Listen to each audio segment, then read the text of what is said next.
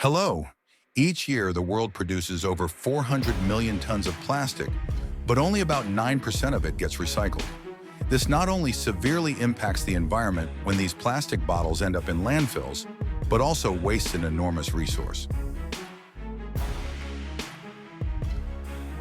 To utilize this resource, people have discovered various ways to recycle it.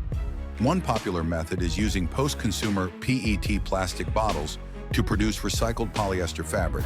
This method generates 75% fewer greenhouse gas emissions compared to producing new PET and consumes less energy and fewer resources. So how are millions of PET plastic bottles transformed into polyester fabric? Let's explore this process together now. The first step in the process is collection and sorting. Used plastic bottles are gathered at local recycling facilities. For this process, we need PET plastic, making sorting a crucial step. At the facility, everything is done manually. Labels are removed and bottles are sorted by color. PET plastic will be used to create polyester fabric, while other types of plastic are sent to separate recycling processes. Now, these plastic bottles will be shredded into small pieces. This shredding process breaks the bottles down into flakes, measuring 10 to 12 millimeters in size. These flakes still contain impurities, such as labels or caps, which need to be removed. The flakes are placed in a water tank where heavier PET pieces sink to the bottom. Lighter plastic fragments float and are skimmed off the surface. The flakes are then transported via conveyor belts to a drying process. High-speed air dryers evaporate all the moisture clinging to the PET flakes surface.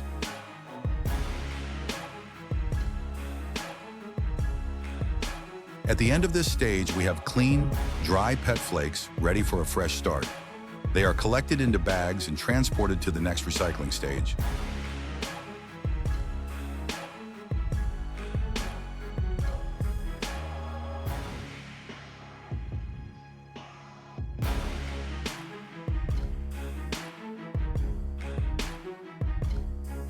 To create fabric, these PET flakes are heated in furnaces at temperatures reaching 260 degrees Celsius. However, before that, they are preheated to over 100 degrees Celsius. This ensures a more uniform temperature and reduces melting time. Once heated, the flakes are passed through a sieve to remove any remaining impurities, ensuring uniform particle size.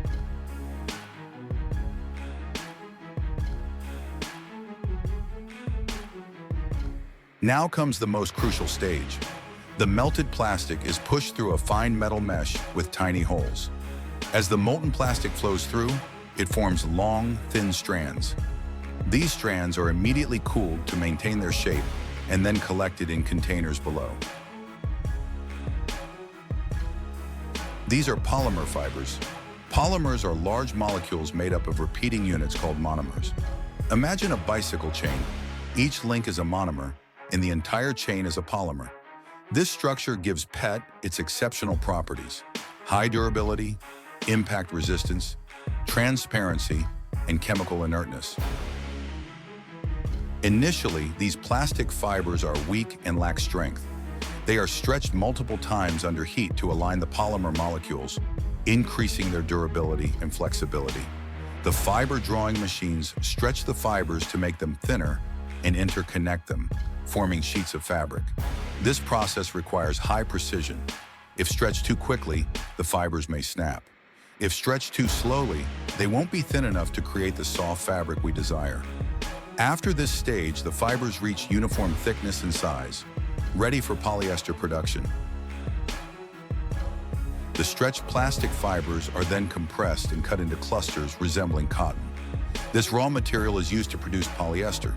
These cotton-like fibers are baled and sent to textile mills, where they are spun into yarn and turned into fabric for future use in our lives.